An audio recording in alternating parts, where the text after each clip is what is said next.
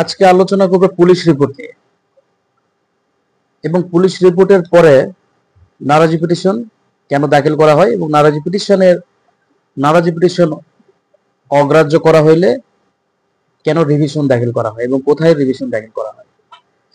আসুন,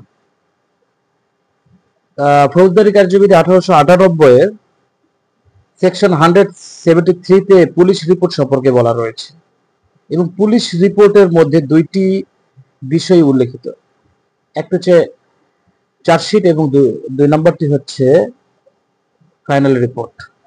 চার্জশিট মানে হচ্ছে উক্ত ঘটনার সত্যতা পুলিশ খুঁজিয়ে পেয়েছে বিধায় চার্জশিট আকারে এটি আদালতের নিকট প্রেরণ করা হয়েছে এবং মামলার মেরিট অনুযায়ী সামনের দিকে এগোবে, এতে কোনো সমস্যা নেই।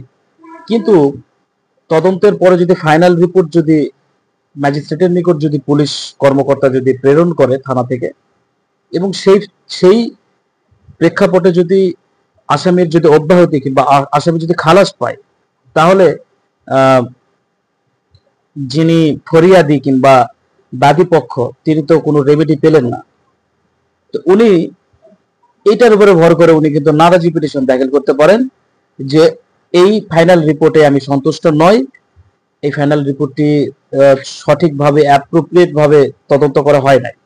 তো আমি আদালতের নিকট আবারও আমি আবেদন জানাচ্ছি যে উক্ত তদন্ত পুনরায় করা হোক।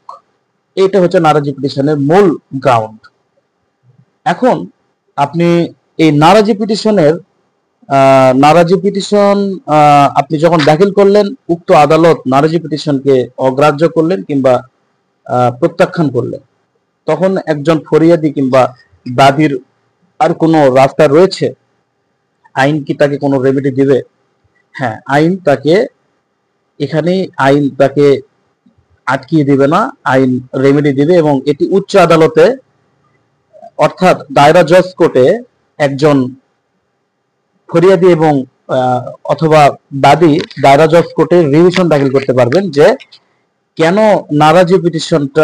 আমার নারাজি পিটিশনটা কেন অগ্রাহ্য করা হলো।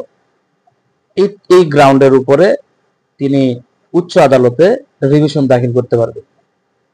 তো আমরা এখান থেকে একটা বিষয় বুঝতে পারছি যে একটি মামলার উক্ত ঘটনার যে রেশ, সেখানে ফাইনাল রিপোর্ট দিলেই একজন বাদী কিংবা ফরিয়াদির রেমেডি কিন্তু শেষ নয়। একজন বাদী অথবা ফরিয়াদি কমপ্লেইন্ট নালিশকারী সে কিন্তু অ্যাপ্রোপ্রিয়েট ভাবে যদি সত্যের উপরে যদি সে থাকে, তাহলে অবশ্যই আদালত তাকে রেমেডি দিতে বাধ্য এবং এটা তার লিগ্যাল রাইটস। ভালো থাকবে সবাই।